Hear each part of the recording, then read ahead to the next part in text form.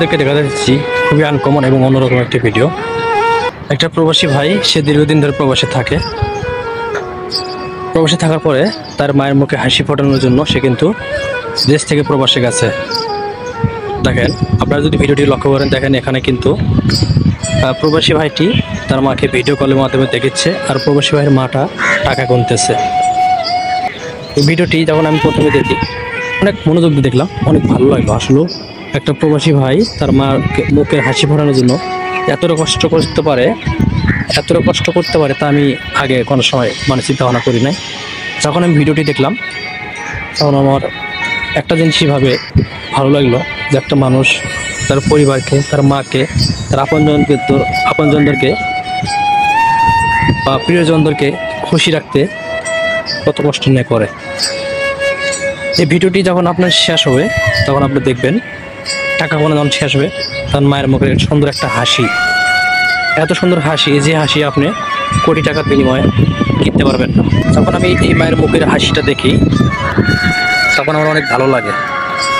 এইভাবে ভালো লাগে যে আসলে একটা মা কিন্তু অনেক কষ্ট করে তারপরে কিন্তু তার সন্তানকে প্রবাসে পাঠাইছে, অনেক টাকা পয়সা ঋণ করে, ঠিক আছে, অনেক ঋণ করছে, অনেক পরিশ্রম করে টাকা পয়সা জমাইছে, তারপরে কিন্তু একটা সন্তানকে প্রবাসে পাঠাইছে। প্রবাসে যাওয়ার পরে যখন সে সন্তানটা প্রবাস থেকে টাকা পাঠায় দেয়, মা যখন সে টাকা গোনার পরে গোনা যখন শেষ হয়, তার মুখের কত সুন্দর একটা হাসি, সেই হাসিটি দেখে প্রবাসী ভাইটাও কিন্তু অনেক খুশি হয়েছে যে আসলে সে তার মায়ের মুখে হাসি ফোটাইতে পারছে। এই ভিডিওর উপরে স্ক্রিনে দেখেন লেখা আছে যে অবশেষে মায়ের মুখে হাসি ফোটাতে পারলাম। এটা কিন্তু একটা প্রবাসী ভাইয়ের সার্থকতা, বিশাল বড় কি অর্জন, যে অর্জন সে অনেক স্বপ্ন দেখতো, সে স্বপ্নটা সে বাস্তবায়ন করছে। যদিও প্রবাসীর মাটিতে টাকা ইনকাম করা খুবই কষ্টদায়ক, তারপরে সে অনেক পরিশ্রম করে, ঠিক আছে, অনেক পরিশ্রম করে সে টাকা উপার্জন করে তার মায়ের কাছে পাঠাইছে। সে মা যখন টাকাগুলো গুনতেছে, আপনি একটু ভিডিও যদি মনোযোগ দিয়ে দেখেন যে আসলে সে যখন টাকাটা গুনে, সে প্রবাসী ভাইটা কিন্তু সে অধীর আগ্রহে অনেক খুশির সাথে সে তাকে দেখেছে তার মায়ের টাকাগুলো। তার কিন্তু মনে অনেক শান্তি লাগতেছিল যে সে তার মায়ের কাছে টাকা পাঠাতে পারছে। আমার অনেক ভালো লাগতেছে। আপনাদের কেমন লাগতেছে? আপনারা যদি একটু লক্ষ্য করেন, আপনাদের অবশ্যই ভালো লাগবে। কারণ একটা মায়ের মুখের হাসি ফোটানো একটা সন্তানের পক্ষে খুব কঠিন কিছু না। আবার এই প্রবাসী ভাইটি যেভাবে হাসি ফোটাইছে এটা কিন্তু খুবই কঠিন, কারণ অনেক পরিশ্রম করে তারপরে সে কি প্রবাসী মাটিতে সে টাকা ইনকাম করতেছে, অনেক পরিশ্রম করে সে প্রবাসী মাটিতে টাকা ইনকাম করতেছে, তারপরে সে টাকা আমাদের দেশে পাঠাইছে।